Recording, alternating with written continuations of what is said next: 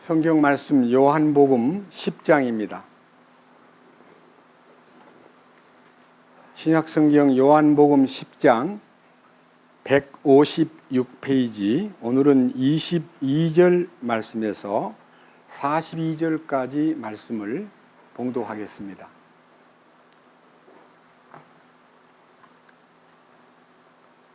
요한복음 10장 22절입니다. 예루살렘에 성전 봉헌절이 이르렀는데 때는 겨울이더라. 예수님께서 성전 안에 솔로몬의 주랑에서 거니시더니 그때 유대인들이 그분 주위로 와서 그분께 이르되 당신은 언제까지 우리로 하여금 의심하게 하시나이까? 당신이 그리스도라면 우리에게 분명하게 말씀하소서 하매 예수님께서 그들에게 대답하시되 내가 너희에게 말하였으나 너희가 믿지 아니하였도다. 내가 내 아버지의 이름으로 행하는 일들이 나에 대하여 증언하거늘 내가 너희에게 말한 것과 같이 너희가 내 양들에 속하지 아니하므로 믿지 아니하는도다. 내 양들은 내 음성을 들으며 나는 그들을 알고 그들은 나를 따르느니라. 내가 그들에게 영원한 생명을 주노니 그들이 결코 멸망하지 않을 것이요 또 아무도 내 손에서 그들을 빼앗지 못하리라. 그들을 내게 주신 내 아버지는 모든 것보다 크심에 아무도 내 아버지 손에서 능히 그들을 빼앗지 못하느니라. 나와 내 아버지는 하나이니라 하시니라. 이에 유대인들이 돌을 집어 다시 그분을 치려 하거늘 예수님께서 그들에게 응답하시되 내가 내 아버지로부터 나온 많은 선한 일을 너희에게 보였거늘 그 일들 중 어떤 일 때문에 너희가 나를 돌로 치려 하느냐 하시매 유대인들이 그분께 대답하여 이르되 우리가 너를 돌로 치려 하는 것은 선한 일 때문이 아니요 신성모독 때문이니 곧 사람인 네가 네 자신을 하나님으로 만들기 때문이니라 하매 예수님께서 그들에게 응답하시되 너희 율법에 내가 말하기를 너희는 신들이라 하였노라 하고 기록되지 아니하였느냐.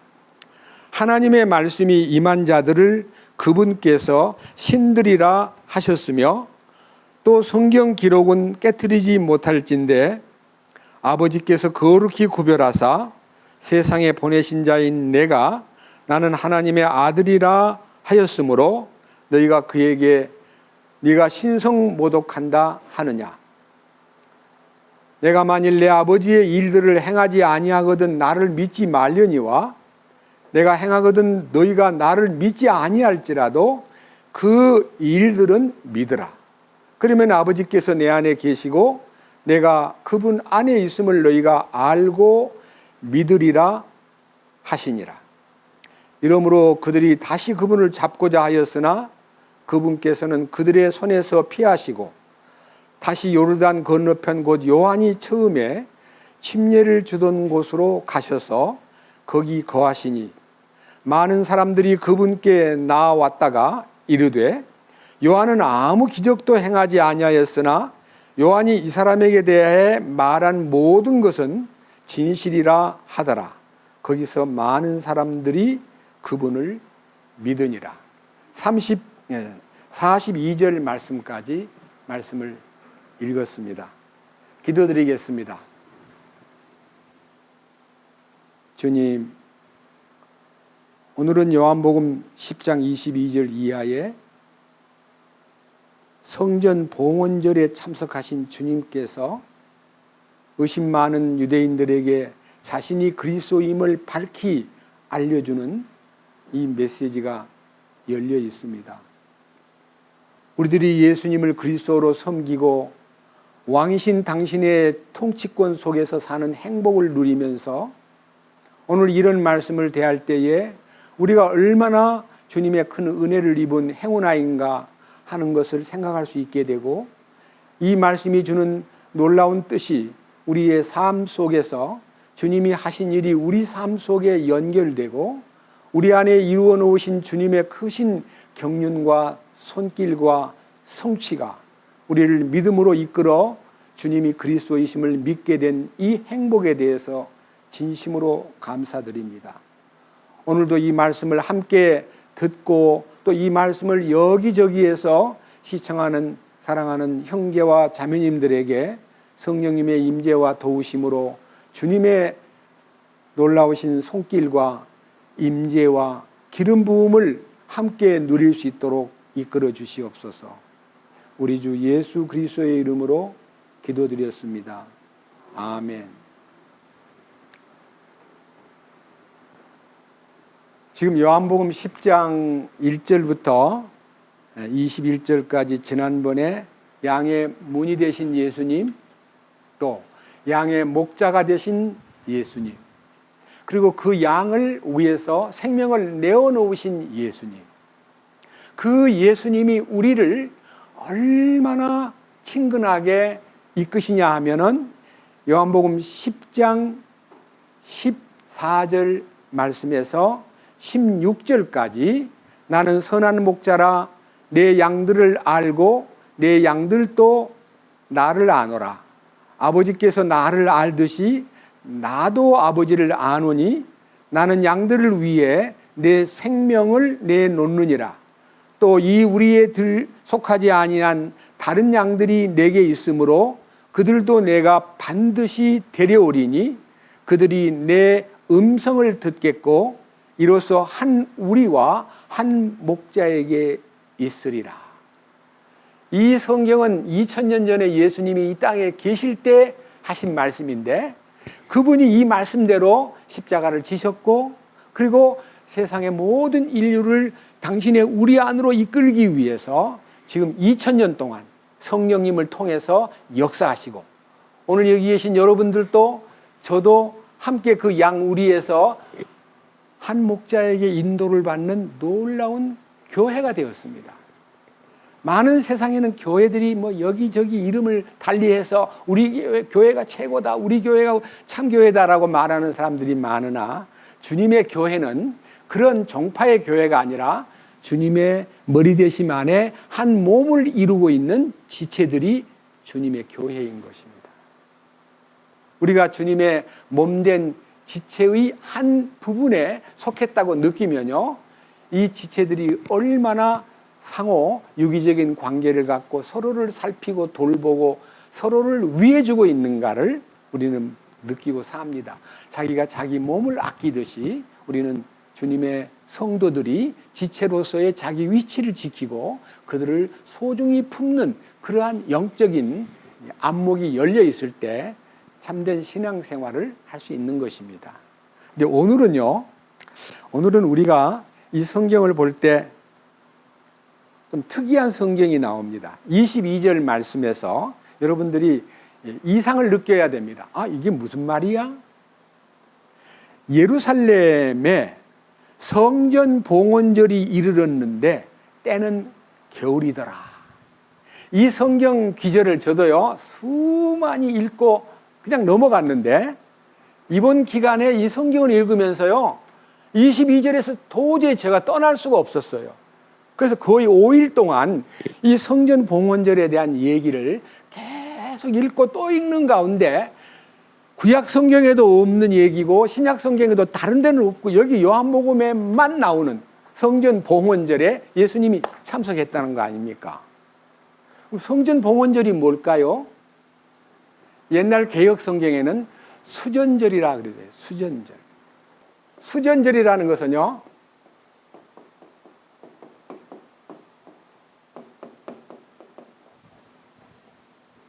수전절. 히브리 말로는요, 이 수전절을 하누카라고 얘기합니다. 하누카. 이 하누카라는 말이 뭔 말인 거 아니요? 하누카, 봉헌이라는 말입니다. 봉헌. 이 수전절이라는 것은요, 수리하다, 고치다는 뜻이에요. 고치다, 성전을 고친 명절입니다. 이게 무슨 말이냐? 역사 얘기를 하기 위해서 제가 머리가 좋지 않기 때문에 이 역사 얘기를 컴퓨터에 나오는 위니백과 사전에서 축소해가지고 여러분에게 읽어드릴게요. 수전절에 대해서 알기 위해서. 무슨 명절이냐? 먼저 레위기 23장에는 7개의 명절이 있습니다.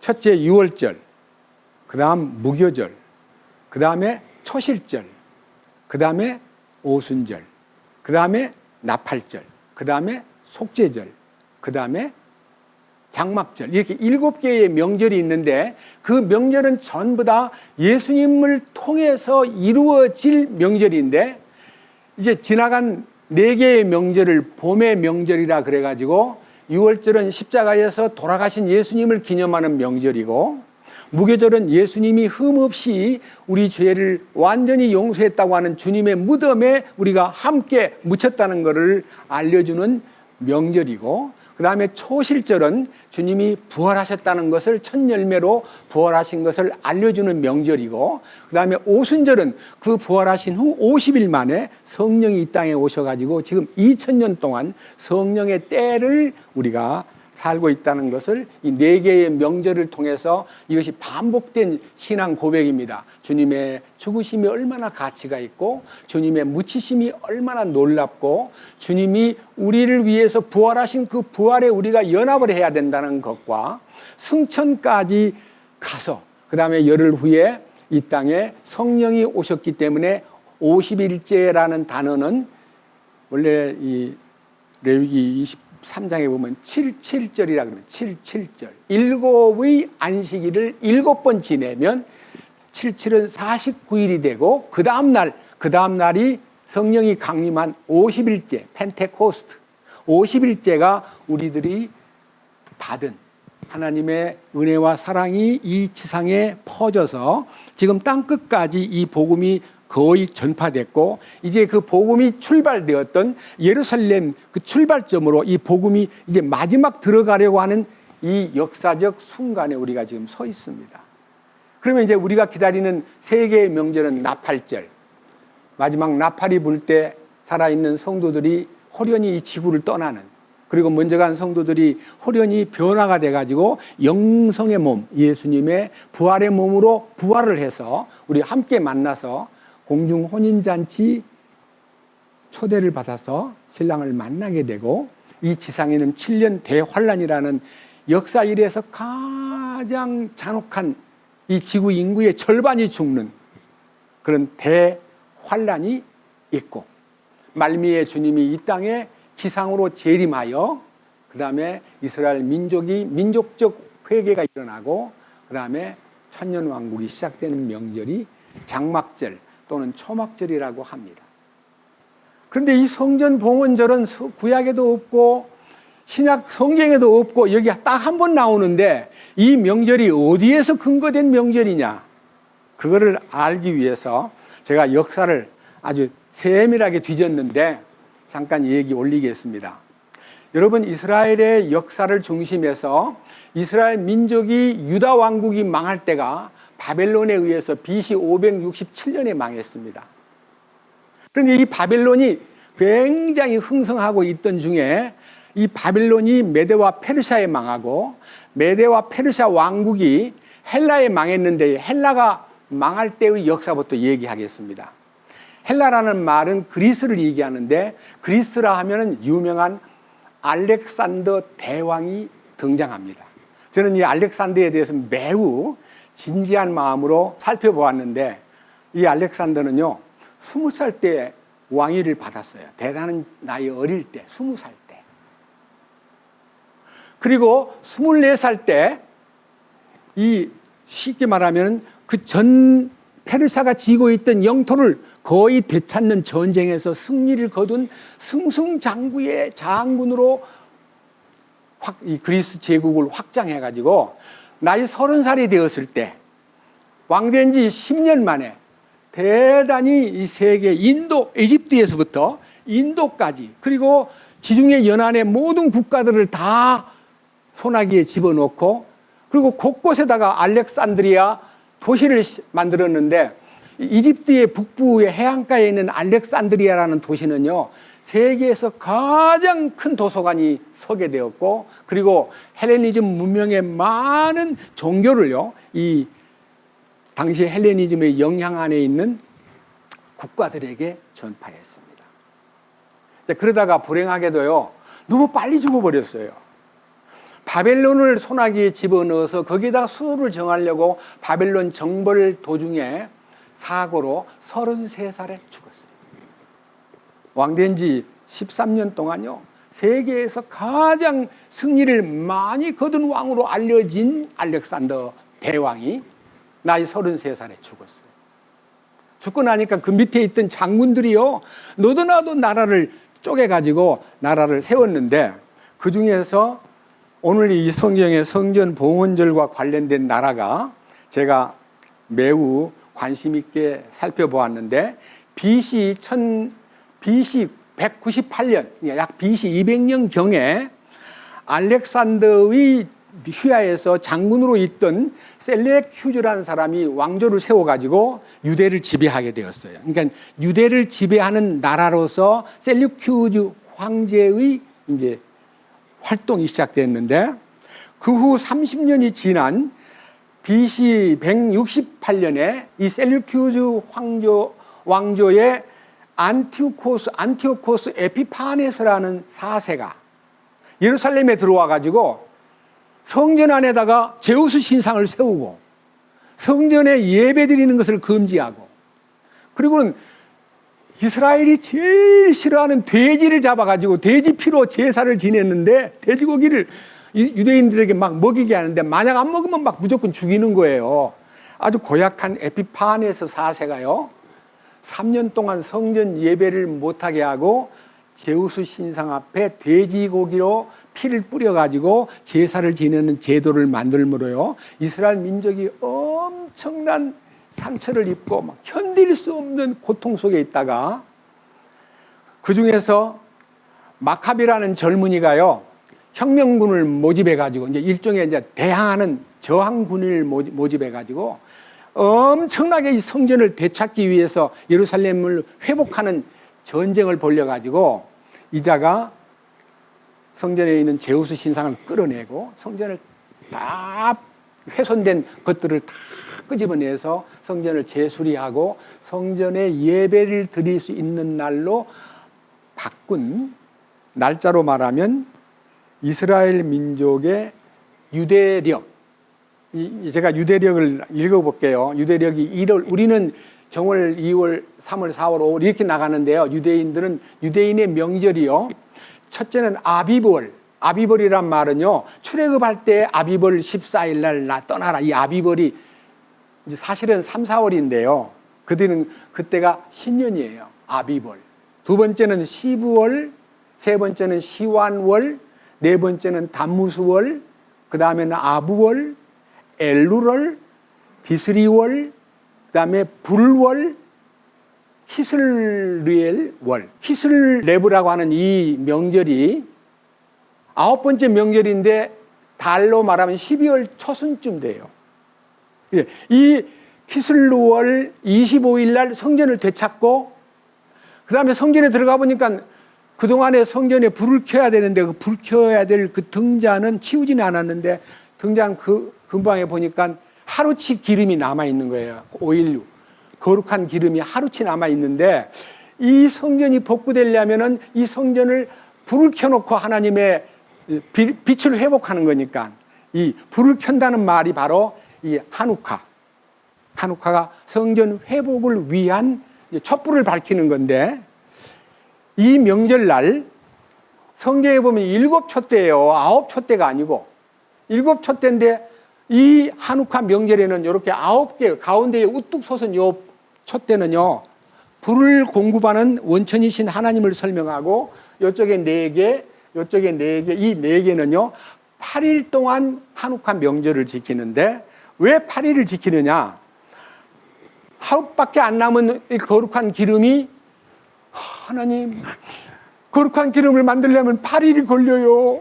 도와주세요 하고 기도를 했는데 이 기름이 8일 동안 안 달아지고 계속 불을 켜게 되니까 지금은 이제 촛대를 올렸지만 옛날에는요, 등잔을 올려가지고 기름 심지에다가 오일을, 거룩한 올리브를 부어가지고 불을 켰는데 이 촛대에다가 8일 동안 불이 꺼지지 않고 탔다는 것을 기념하기 위해서 한우카 명절이 8일 동안 이어집니다. 그 대신 촛대를 8개를 만들었습니다. 이 촛대, 위의 촛대는 주님이 우리의 공급자고 빛이시다는 것을 상징하는 거예요. 그래서 이 한우카 명절을 빛의 축제 혹은 빛의 절기라고 합니다. 그러니까 빛의 주인이신 예수님이 그 명절에 참석 안 할 수가 없는 거예요. 주님이 빛이시기 때문에. 그래서 이 한우카 명절에 주님이 일부러 성전에 그 명절을 위해서 왔습니다.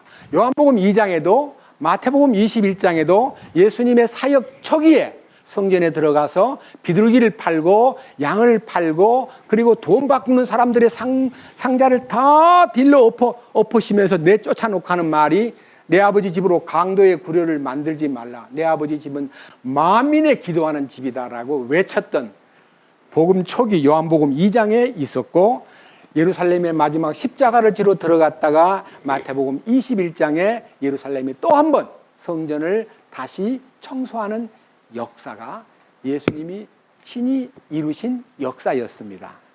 예수님은 성전을 깨끗게 하러 오신 분입니다.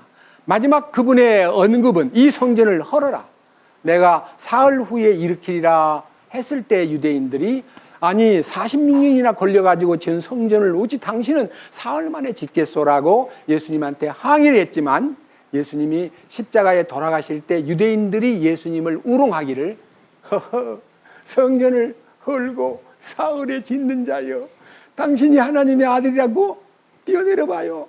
그러면 우리가 믿겠소.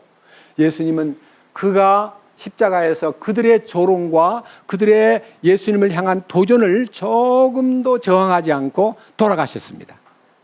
유대인들은 실망했습니다. 돌아가신 걸 보고 기적을 바랬는데 돌아가신 걸 보고 아니야, 메시아가 아니야, 끝났어 라고 했는데 사흘 만에 다시 살아나심으로 성전이 부활한 거예요.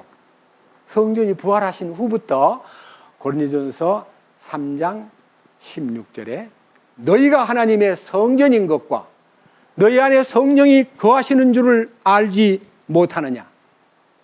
누구든지 하나님의 성전을 더럽히면 하나님이 그 사람을 멸하시리라. 하나님의 성전은 거룩한 즉 너희들도 거룩하라. 예, 주님이 우리를 거룩한 성전으로서의 위치를 새롭게 하기 위해서 눈도 뜨게 하고 그리스도를 알려주고, 그 다음에 목자이신 당신이 생명을 바쳐서 우리를 구해낸 것과 우리에게 생명을 주기 위해서 도적이 오는 것은 죽이고 멸망시키려고 왔지만 내가 온 것은 생명을 얻게 하고 더 풍성히 얻게 하려고 왔노라 하신 그 생명의 풍성을 우리 안에 나타내기 위해서 이 한우카의 명절이 8일 동안 시행된다는 말은 예수 그리스도의 부활을 상징하는 겁니다. 주님을 찬양합니다. 그런데 여기에서 이 마카비 혁명군에 의해서 BC 165년에 기슬루월 유대 원력 9월 25일 날, 유대 원력은 9월이지만 우리 태양력으로는 12월 초라 그럽니다. 그래서 이스라엘에는요, 크리스마스보다는요, 이 한우카 명절이 굉장히 즐겁게 지내는 명절로 8일 동안 보내는데, 제가 작년 12월 달 브레드에 나오는 잡지에 요 한우카 명절에 여기 9개의 금등대를 여러분 보여드립니다. 그리고 이 속에 한우카 명절에 대한 아주 기사가 나와 있는데, 이 기사를 볼 때 유대인에게는요, 이 명절이 지금도 여전히 지켜지고 있고 그 명절을 기념하는 사람들의 무리가 매우 흥분된 마음으로 여기 한우카 명절에 대한 알아야 될 몇 가지 해가지고 이 한우카 명절에 대한 기사가 쭉 나와 있는데, 읽어보면 무슨 말이냐. 빛의 축제라고 말하는데 이 빛의 축제는요, 창세기 1장 1절로 5절까지 태초에 하나님이 천지를 창조하시니라 땅이 혼돈하고 공허하며 흑암은 깊은 위에 있으나 하나님의 신은 수면에 운행하시니라. 그 다음에 하나님이 가라사대 빛이 있으라 하심에 빛이 있었고 그 빛이 하나님 보시기에 좋았더라. 여러분, 빛이 있으라고 하는 그 빛은 태양빛이 아닙니다. 태양은 4일째 되는 날 만들어졌잖아요. 그러니까 태양빛이 아니에요. 이 빛이 무슨 빛이냐? 보고 넘어갑시다. 고린도후서 4장입니다. 고린도후서 4장 3절부터 읽습니다. 만일 우리의 복음이 가려졌다면 그것은 잃어버린 자들에게 가려졌느니라.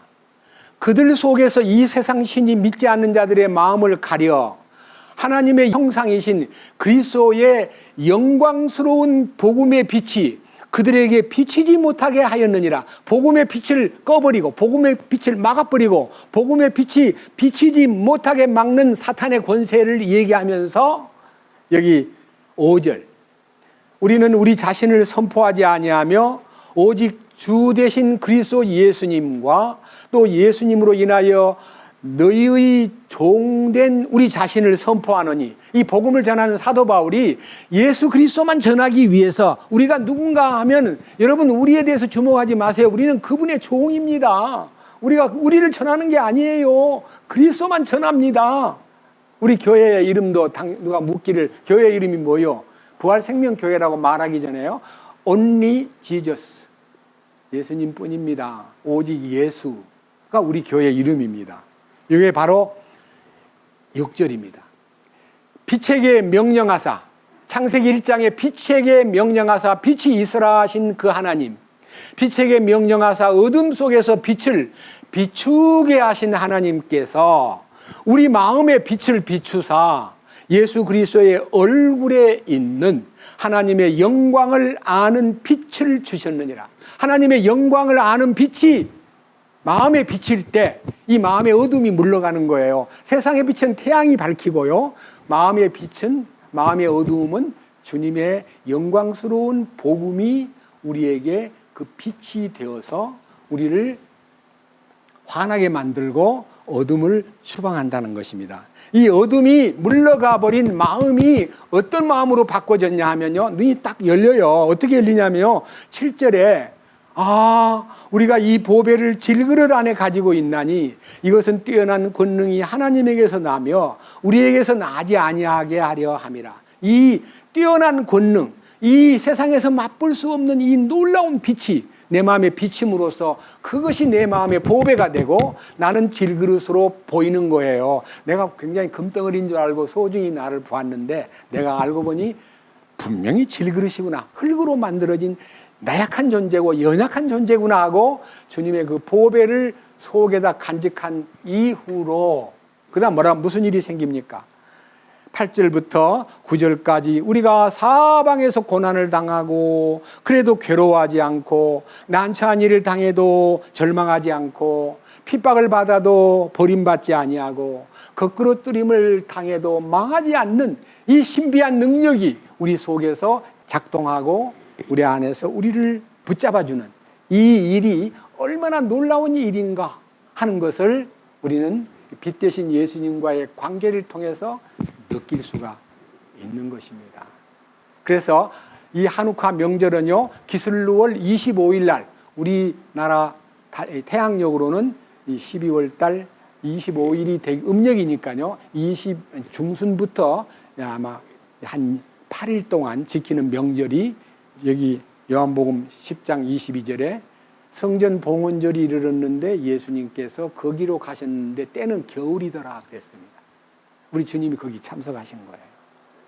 그래서 우리가요 지금 성경에 특별하게 주님의 명령으로 명절을 명한 명절이 아니고 이스라엘 땅에 성전을 잃어버렸다가 3년 만에 되찾아 가지고 그 가증한 우상 딴지를 다 제거하고 주님이 그 원하시는 본래의 상태로 회복을 시켜서 7 촛대 메노라에, 이 메노라라고 합니다. 아까 봤던 촛대 이름이 메노라라는 단어는 촛불이라는 뜻입니다.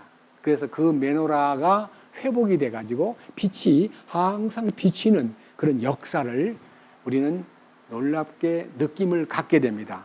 이스라엘 민족이요, 이 메노라라는 이 일곱 초 때는요, 이스라엘 민족의 성전 예배에서 지성소 바로 그 앞에 휘장 앞에 있는 이 성소 속에 하나는 진설병을 놓는 12덩어리에 항상 김이 모락모락 올라오는 떡덩어리를 올리는 제단하고, 한쪽에는 일곱 촛대를 놓는데 이 두 개의 상징이 생명의 떡이 되신 예수님, 생명의 빛이 되신 예수님, 그 다음에 분향단은 우리를 위해서 항상 우리를 위해서 기도해 주시는 분향, 그 기도의 향기가 주님 안에서 이루어진다는 것을 보여주는 그런 성소의 비밀이 일곱 촛대로 나와 있고, 요한계시록 1장에 가보면요, 그 일곱 촛대는 일곱 교회라 그랬고, 일곱 교회는 주님이 그 일곱 교회 안에서 항상 활동하고 계신다고 요한계시록 2장 1절에 나와 있습니다.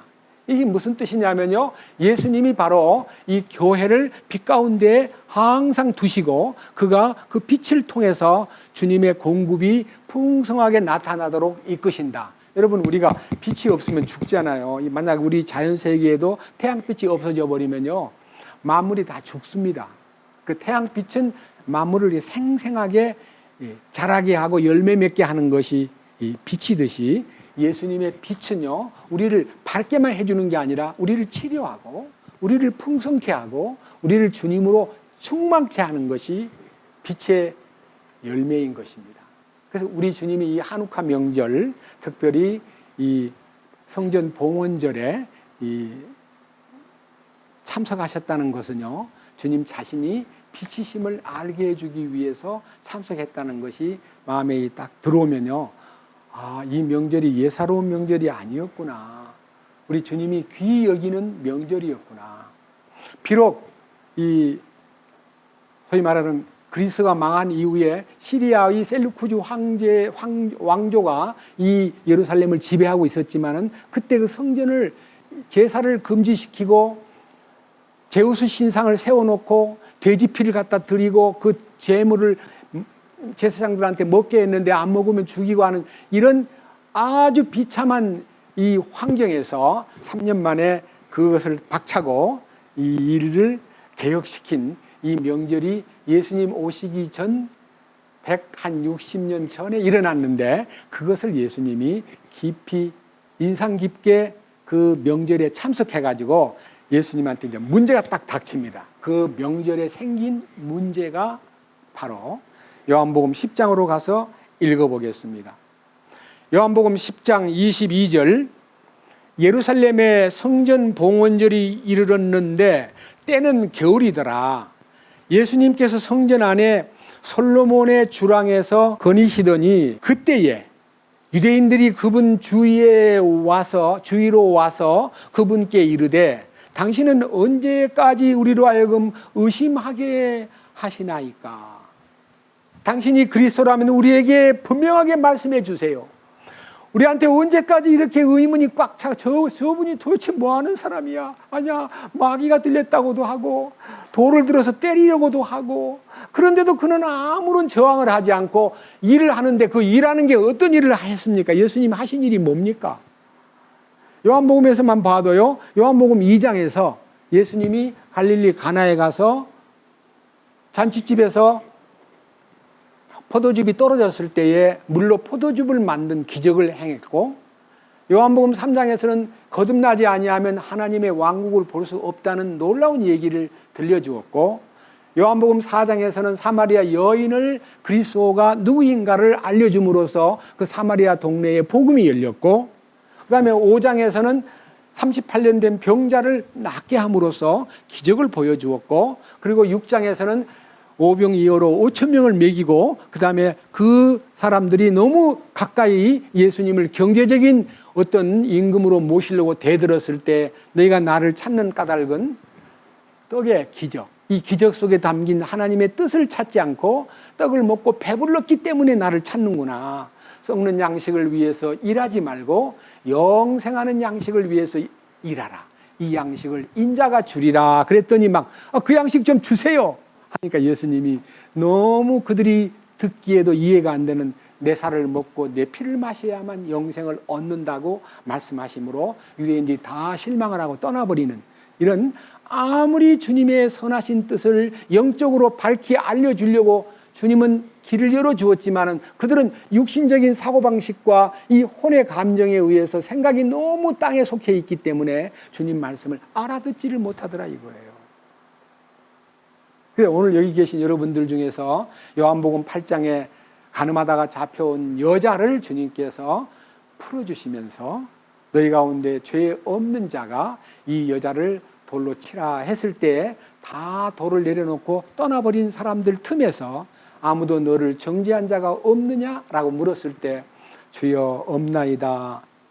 나도 너를 정죄하지 않노니 가서 다시는 죄를 범하지 말거라 하고 그를 놓아주었는데, 이 가늠하다가 잡힌 여자가 놓인 사건은 옛날 2000년 전에 어떤 나쁜 여자가 어떤 사건으로 그런 일을 당한 것으로만 생각하지 않고 세상에 빠져서 하나님을 떠나 세상과 애착이, 세상과 가늠하고 세상에 붙어서 우리는 세상을 짝하고 살던 가늠한 여인들이라는 것, 여기 계신 여러분도 저도 그 여자라는 것을 알게 되니까 주님 참 감사합니다. 너무너무 감사합니다. 그 여자가 바로 나였군요 라고 간증할 수가 있게 되었습니다. 그리고 요한복음 9장에 와서는 나면서부터 장님이 된 불쌍한 사람을 예수님이 진흙을 이겨 그의 눈에 발라주면서 실로암에 가서 씻으라 하는 순간 실로암에 가서 눈을 씻고 밝아졌는데, 이 눈을 뜬 사람을 모든 주변 사람들이 환영하고 축하해주고 야, 저 사람이 눈을 떴다네, 대단한 일이야 라고 느껴야 되는데 느끼질 않고 오히려 시비를 걸고 문제를 삼고 안식일날 그런 일을 행한 그자가 예수가 죄인이기 때문에 우리는 상관이 없어, 눈 뜬 건 좋은데 그자가 죄인이야 라고 말했을 때 장 본인이 나는 그분이 죄인인지 아닌지 모릅니다. 내가 한 가지 아는 것은 내가 이 눈을 뜨고 있습니다. 그리고 창세 이후로 눈을 감은 자가, 눈을 감고 태어난 자가 눈을 떴다는 얘기를 한 번도 들어본 적이 없는데 여러분들은 눈을 뜨고 살면서 그분을 못 봤소?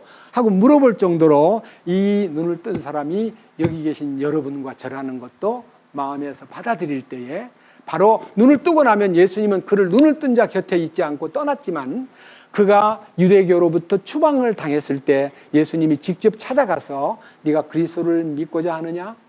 하나님의 아들을 믿고자 하느냐? 라고 물어봐가지고 그에게 자기가 그리스도라는 것을 알려주고 하나님의 아들이심을 밝혀줌으로써 그의 신앙이 이제는 목자의 손길과 감독이신 예수님에게 그의 모든 삶이 맡겨진다는 것이 이 요한복음 1장부터 10장까지의 개괄적인 설명입니다. 그런데 오늘 여기에서 당신이 언제까지 우리를 의심나게 만들고 도대체 당신 뭐 하는 사람이요? 그리스도라면 밝히 좀 말해주세요 하고 얘기를 해도 이미 주님은 자기가 그리스도임을 이 일을 통해서 다 보여주었는데, 이 일을 통해서 하신 일은 믿지 않고 그자를 의심함으로써 유대 민족 속의 가장 큰 독소조항. 여러분 맨날 예수님 말만 하면 어떤 때는 막 돌을 들어 치려하거늘, 여기도 지금 두 번이나 돌을 들어 돌을 집어요. 31절에 이에 유대인들이 돌을 집어 다시 그분을 치려하거늘 하고 돌을 들어서 그분을 치려한다는 이유가 뭐냐면 33절. 왜 나를 돌로 치려 하느냐 하고 물으니까 우리가 너를 돌로 치려 하는 이유는 선한 일 때문이 아니라 신성모독하는 때문이니 그 사람인 네가 네 자신을 하나님으로 만들기 때문이라. 뭐 네가 하나님이야? 하면서 유대인들이 예수님을 죽이려고 했다 그랬습니다. 여러분 이 성경 안에 돌을 들어 치려는 조항이요 성경 속에 몇 군데 나오는데요. 아주 포인트를 여러분 앞에 설명해 올리겠습니다. 신명기 13장으로 갑니다. 1절입니다. 너희 가운데 대언자나 꿈꾸는 자가 일어나 표적이나 이적을 내게 보이고 그가 내게 말한 그 표적이나 이적이 이루어질 때 이르기를 네가 알지 못하던 다른 신들을 우리가 따라가서 그들을 섬기자 할지라도 너는 그 대언자나 그 꿈꾸는 자의 말들의 귀를 기울이지 말라. 주 너희 하나님께서 너희가 너희 마음을 다하고 혼을 다하여 주 너희 하나님을 사랑하는지 알기 위해 너희를 시험하시느니라. 너희는 주 너희 하나님을 따라 걸으며 그분을 두려워하고 그분의 명령을 지키며 그분의 음성에 순종하고 그분을 섬기며 그분을 굳게 붙들고 그 대언자나 그 꿈꾸는 자는 죽일지니 이는 그가 이집트 땅에서 너희를 데리고 나오시고 속박의 집에서 너희를 구속하신 주 너희 하나님으로부터 너희를 떼어놓으려 하며 또 주 내 하나님께서 내게 걸으라고 명령하신 길에서 너를 밀어내려고 말하였기 때문이라. 너는 이같이 하여 내 한가운데서 악을 제거할지니라. 그러니까요, 어떤 유명한 사람이 어떤 유명한 기적을 보여주어도 하나님 말고 다른 신을 섬기자고 말하면 다 거절하고 그를 부인하라는 겁니다. 근데 거기 이제 이하에 보세요. 6절. 구체적인 얘기입니다. 네 형제나 네 어머니의 아들이나 네 아들딸이나 내 품의 아내나 내 자신이 혼같이 여기는 친구가 은밀히 너를 깨어 이르기를 우리가 가서 너나 내 조상들이 알지 못하던 다른 신들 곧 내게서 가깝든지 내게서 멀든지 땅 이 끝에서 땅 저 끝까지 너희 사방에 있는 백성의 신들을 섬기자 할지라도 너는 그에게 동의하지 말며 그의 말에 귀를 기울이지 말고 내 눈으로 그를 불쌍히 보지 말며 용서하지도 말고 그를 숨겨주지 말며 오직 너는 반드시 그를 죽이되 죽일 때에 네가 먼저 그에게 손을 대고 그 뒤에 온 백성이 손을 댈지니라. 그는 이집트 땅 속박의 집에서 너를 데리고 나오신 주 내 하나님으로부터 너를 밀어내려 한 자이므로 너는 그를 돌로 쳐서 죽일지니라. 여기에 돌로 쳐 죽여라 하는 얘기가 예수님이 바로 여기에 해당되는 인물이라는 거예요. 지금까지 유대인들은 이 성경 구절을 읽으면서 예수님은 유대 민족 맞다. 근데 어느 날 그가 로마에 의해서 죽었는데 그가 어떻게 돼가지고 그의 얘기가 저 이방 땅에 가가지고 이방 땅에서 이방인들하고 야합을 해서 이 기독교라는 종교를 만들어서 우리를 죽이려고 그런다. 그가 아주 나쁜 신이다. 악질적인 신이다. 살인을 하는 신이다. 우리도 그를 대항하자. 그래가지고 유대인들이 예수님을 대항하기 시작한 것이 벌써 2000년 동안 지속되고 있는 오늘인 것입니다. 돌로 쳐 죽이자는 겁니다. 근데 우리 주님이 이 땅에 오셔가지고 행하신 그 선한 일이 어떤 일이냐? 여러분 다시 요한복음 10장으로 갑니다. 요한복음 10장 24절부터입니다. 그때 유대인들이 그분 주위로 와서 그분께 이르되 당신은 언제까지 우리로 하여금 의심하게 하시나이까? 당신이 그리스도라면 우리에게 분명하게 말씀하소서 하매 예수님께서 그들에게 대답하시되 내가 너희에게 말하였으나 너희가 믿지 아니하였도다. 내가 내 아버지 이름으로 행하는 일들이 나에 대하여 증언하거늘 내가 너희에게 말한 것과 같이 너희가 내 양들에 속하지 아니하므로 믿지 아니하는도다. 내 양들은 내 음성을 들으며 나는 그들을 알고 그들은 나를 따르느니라. 내가 그들에게 영원한 생명을 주노니 그들이 결코 멸망하지 않을 것이요 또 아무도 내 손에서 그들을 빼앗지 못하리라. 그들을 내게 주신 내 아버지는 모든 것보다 크심에 아무도 내 아버지 손에서 능히 그들을 빼앗지 못하느니라. 나와 내 아버지는 하나이니라 하니라. 이에 유대인들이 돌을 들어 다시 그분을 치려하거늘 예수님께서 그들에게 응답하시되 내가 내 아버지로부터 나온 많은 선한 일을 너희에게 보였거늘 그 일들 중에 어떤 일 때문에 너희가 나를 돌로 치려 하느냐 하시매 유대인들이 그분께 대답하여 이르되 우리가 너를 돌로 치려는 것은 선한 일 때문이 아니요 신성모독 때문이니 곧 사람인 네가 네 자신을 하나님으로 만들기 때문이니라. 예수님 하신 일이요 완전한 하나님의 일이기 때문에 그가 예수님을 보는 순간에 그 사람은 참 이제 옛날 성경으로 말하면 신성모독이라는 단어는 하나님을 신성을 회방한다. 하나님을 어찌 자기가 하나님이라 그러냐 하면서 예수님이 하나님이 될 수 없다는 것에 강한 저항을 느낀 나머지 유대인들은 돌을 들어서 치려고 공격적인 태도를 취했는데 우리 주님은 이렇게 말씀하십니다. 내 말을 듣고 나 보내신 이를 믿는 자는 심판에 이르지 아니하나니 사망에서 생명으로 옮겼다고 하는 그 생명으로 옮긴 것에 대한 포인트가 뭐냐면 영생을 얻는 겁니다. 영원한 생명이 전달되는 거예요. 예수님은 그 말씀을 통해서 생명을 주고자 하시는데 그들은 그 말씀을 거부함으로써 생명을 받지 않기 때문에 목자이신 주님의 음성을 알아들을 수가 없는 거예요. 그들이 내 양이 아니므로 내 음성을 알아듣지 못한다. 내 양은 내 음성을 듣고 나를 따르는데 내가 영원한 생명을 통해서 귀가 열리게 하고 주님을 따르게 만드는데 너희가 생명이 없으므로 나를 따르지 않는구나 하고 안타까워했지만 그들은 이렇게 말합니다. 도대체 네가 뭔데? 네가 아버지께로 내가 왔다 그러고 또 아버지와 나는 하나다 그러고 이렇게 예수님의 그 신성을 그들이 오히려 인간이 어떻게 감히 신성 모독을 하느냐고 돌을 들어 칠려했을 때에 예수님의 대답은요, 너무 놀라운 얘기입니다. 여기 계신 여러분들이 오늘 새롭게 아셔야 돼요. 뭐라고 됐냐면요, 35절에 하나님의 말씀이 임한 사람들을 그분께서 신들이라 하셨으며, 여기서 말하는 신이라는 단어는요, 여전히 되었습니다. 그러니까요, 신들이라는 신자가 하나님이 이 가드라는 단어가 지자에 소위 말하는 대문자로 나오면 하나님 한 분을 얘기하고 지자가 소문자로 나오면 그 아들들을 얘기하는 거예요. 우리는 하나님의 말씀을 받은 신들입니다. 주님이 된 거예요. 예수화됐다 그 말이 아니고 주님의 씨를 받은 종자가 되어서 주님의 생명을 이어받은 영원한 생명의 소유자인 하나님 그분의 아들은, 예수님도 하나님의 아들이라 그러잖아요. 우리가 그분의 아들이 되었다는 말은 신이 되었다. 말씀을 받은 사람은 신이 되었다.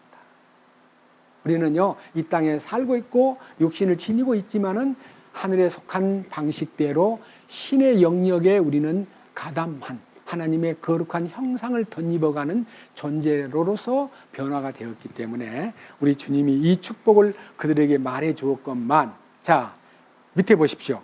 36절, 아버지께서 거룩히 구별하사 세상에 보내신 자인 내가 나는 하나님의 아들이라 하였으므로 너희가 그분에게 네가 신성 모독한다 하느냐. 내가 만일 내 아버지의 일들을 행하지 아니하거든 나를 믿지 말려니와 내가 행하거든 너희가 나를 믿지 아니할지라도 그 일들을 믿으라.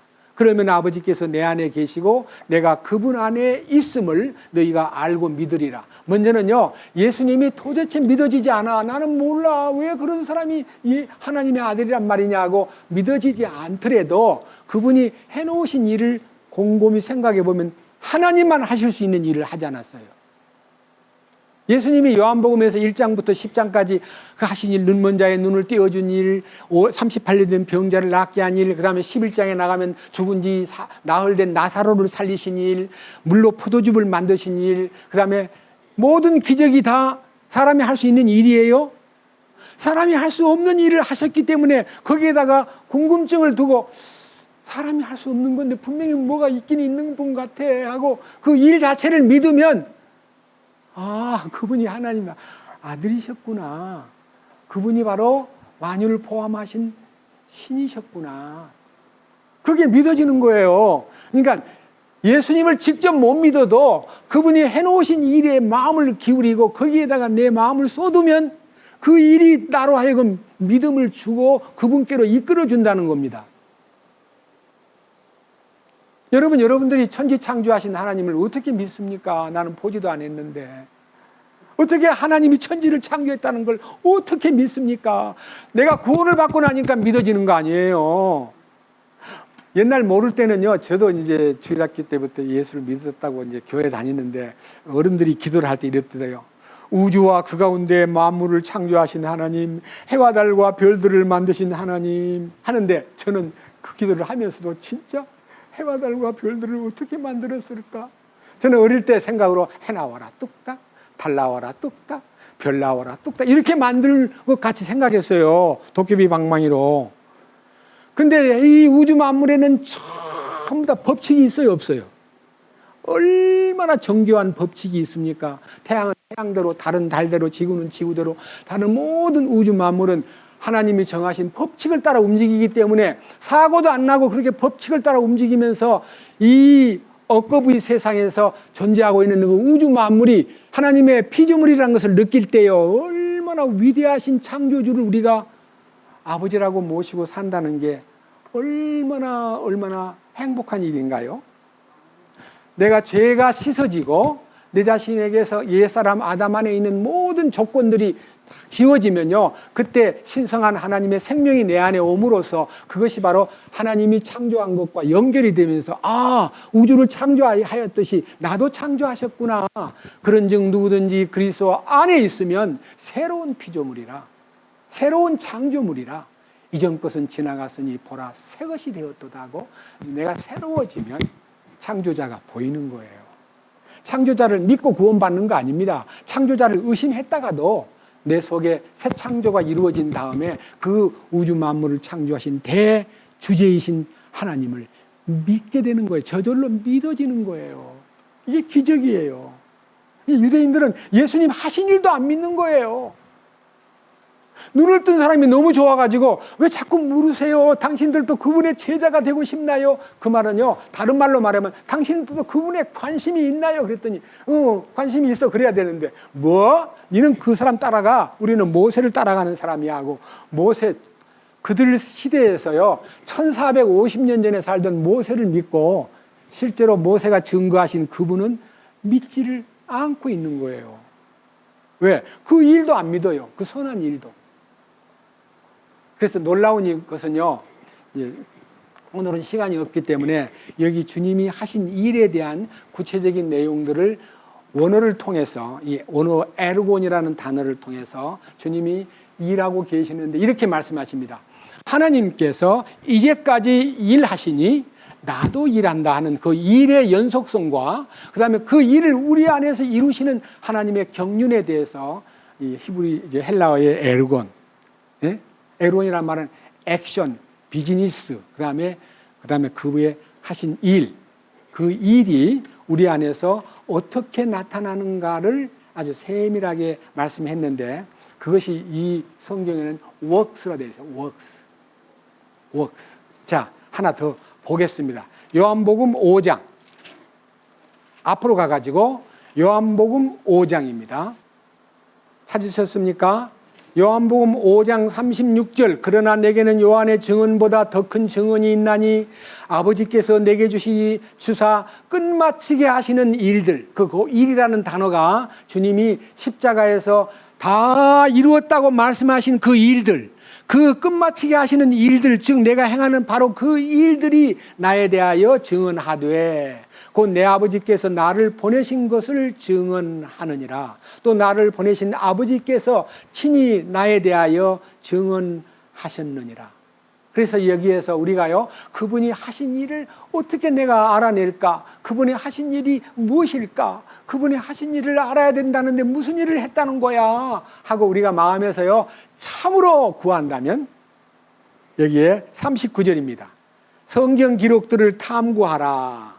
너희가 그것들 안에서 영원한 생명을 얻는 줄을 생각하거니와 그것들은 곧 나에 대하여 증언하는 것들이니라. 그러니까요, 이 성경을 자꾸 읽으면 그 속에서 이 주님이 이렇게 하리라고 하신 계획을 이렇게 하셨구나, 이렇게 계획을 세웠는데 이렇게 성취하셨구나 하고 짝이 딱 보이게 돼 있어요.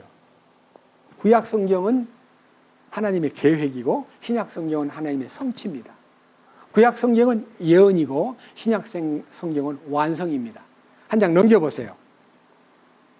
자, 이제 요한복음 6장에 38절.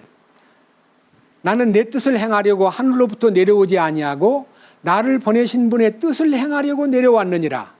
나를 보내신 아버지의 뜻은 이것이니 곧 그분께서 내게 주신 모든 것 중에서 내가 하나도 잃지 아니하고 마지막 날에 그것을 다시 일으키는 것이니라. 나를 보내신 아버지의 뜻은 이것이니 곧 아들을 보고 그를 믿는 모든 자가 영존하는 생명을 얻는 것이니 마지막 날에 내가 그를 일으키리라 하시니라. 이 아버지 뜻이 뭐냐면요, 구약의 아버지 뜻은 이 인류를 살려내는 거다. 네가 나가서 인류를 살려야 된다 하고 하는 이 인류를 살려내기 위한 십자가 사건이 바로 예수님의 일이에요. 우리가 예수님의 일을 우리도 해야 되거든요. 여기 보세요. 요한복음 6장 28절. 그때에 그들이 그분께 이르되 우리가 어떻게 하여야 하나님의 일들을 하리이까? 하나님 하시는 일, 그 애로고를 어떻게 따라가야 됩니까? 하고 그 일을 하고 싶다 그러니까 29절 예수님께서 그들에게 대답하여 이르시되 하나님께서 보내신 자를 너희가 믿는 것 이것이 곧 하나님의 일이니라 하시니라. 우리가 하는 일이 하나님 일을 하려면 어떻게 해야 돼요? 예? 우리가 노력하는 거 아니에요. 그분이 해놓으신 걸 믿는 거예요. 자, 여러분들이 속죄받았다, 죄사함 받았다는 건 어떻게 하면 해결됩니까? 예수님 하신 일을 믿으면 돼요. 십자가에서 나 위에 피 흘리신 것을 믿으면 속죄를 받아요. 어떻게 하면 거듭납니까?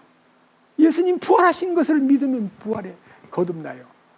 어떻게 하면 변화가 옵니까? 예수님이 나를 포함해서 죽었다고, 너는 나와 함께 죽었다고 하는 십자가 연합을 믿으면 내가 뭐가 돼요? 변화가 돼요. 혼생명이 깨끗해져요. 전부 다 그분이 하신 일을 믿는 것이 우리의 일입니다. 일하는 거 어려워요, 쉬워요? 예? 그래서 빌립보서 2장 12절에 두렵고 떨림으로 너희 구원을 이루라, 너희 구원을 이루라 하는 명령문인 줄 알고 우리 이루려고 발버둥을 쳤는데 나중에 눈을 뜨고 보니까 구원을 우리 보고 이루라 하지 않았어요. 구원을 두렵고 떨림으로 너희 구원을 일하여 드러내라, 일로서 보여라. 일을 해야 된다고 느끼는 거예요. 우리가 일을 해야 된다고. 그런데 13절에 해답이 있기를 너희 안에서 일하사 자기가 참으로 기뻐하는 것을 원하게도 하시고 행하게도 하시는 분은 하나님이시니라. 그러니까 우리가 일을 해야 돼, 안 해야 돼요? 크게 얘기해 보세요. 우리가 일을 해야 돼, 안 해야 돼요? 그분의 일을 따라가면 그분이 우리한테다가 명령을 내려요. 그래서 명령을 따라서 살려고 네 알았습니다 하고 나가보니까 일이 다 돼 있는 거예요. 예? 여러분들 중에서 집에서나 어디 일반적인 환경에서요, 청소하려고 이제 청소 빗자루 딱 들라 그러는데 야 청소 좀 해라 그러면 기분이 좋아요, 나빠요? 내가 하려고 그러는데 나보고 명령 내리네 하고 기분이 좀 언짢아요. 그죠? 근데 우리 주님은 날 보고 청소해라 하고 딱 나가보니까 빗자루 들고 나가보니까 다 해놨어. 그게 주님이 우리를 향하신 명령이에요. 순종하려고 빗자루 들고 가니까 다 해놨다니까요. 아브라함이 아들 바치려고 올라가 보니까 다 했어요, 안 돼? 준비됐어요, 안 됐어요? 그게 주님의 부활 능력이에요. 우리는 우리 주님께 순종하려고만 마음 먹으면 주님이 다 서포트해 주시고 공급해 주셔요. 주님을 찬양합니다. 다음 주일날 더 세밀하게 말씀 올리겠습니다. 기도합시다. 주님 감사합니다. 오늘 우리는 이스라엘 민족이 예수님 오시기 전 158년 전에 행했던 그 시리아 왕국의 못된 왕이 성전을 훼손시키고 성전의 모든 기물을 파쇄하고 제우스 신상을 세운 후에 거기에다가 돼지 피를 뿌리고 제사를 지내게 하고 돼지고기를 먹지 않으면 사람들을 죽이는 못된 행동을 3년 동안 했습니다. 이러한 일을 마카비들이 함께 혁명군을 조직해가지고 그 왕을 물리치고 성전을 되찾고 회복시킨 그 하누카의 명절을 오늘 예수님이 참석하신 사건에 대하여 그 이유를 함께 공부했습니다. 빛 대신 주님이시여, 우리가 이 천지 창조의 빛이 바로 우리 마음의 빛을 비추기 위한 예수 그리스도의 영광스러운 복음의 빛임을 알았습니다. 우리가 이 빛이 우리 안에 이르름으로써 우리는 우리의 모든 조건들, 환경들, 우리의 모든 어려운 일들, 인생의 모든 고비들을 넉넉히 감당하고 이길 수 있도록 힘주시고, 이 복음의 빛이 비치는 동안에는 보배이신 주님이 내 안에서 주인이 되시고, 나는 내 자신을 금덩어리인 줄 알았는데 눈을 뜨고 보니까 흙덩어리인 것이 발견됨으로써 나 자신을 주님 앞에 부인하고 주님의 거룩한 보배이신 주님을 안고 이 세상을 이김으로 살아가는 그러한 놀라운 손길과 능력을 우리에게 허락해 주신 것을 감사드립니다. 우리의 모든 남은 일생 순종하면서 주님이 일하라고 명령을 내린 것에 대하여 기쁨으로 나가보니 다 이루어 놓고 우리를 쉬게 만드는, 내 짐은 쉽고 내 멍에는 가볍다 하신 주님의 그 놀라우신 손길을 우리가 의지하고 이 세상에 주님의 뜻을 이루고 주님의 그 마음을 나타내고 주님의 그 형상을 사람들에게 심어주는 그러한 통로로서 우리가 주님이 기뻐하는 삶을 살아내도록 이끄시옵소서. 우리를 구원해 주시고 빛 가운데 거하게 하시고 빛의 열매를 맺게 도와주시는 우리 주 예수 그리스도의 이름으로 기도드렸습니다. 아멘.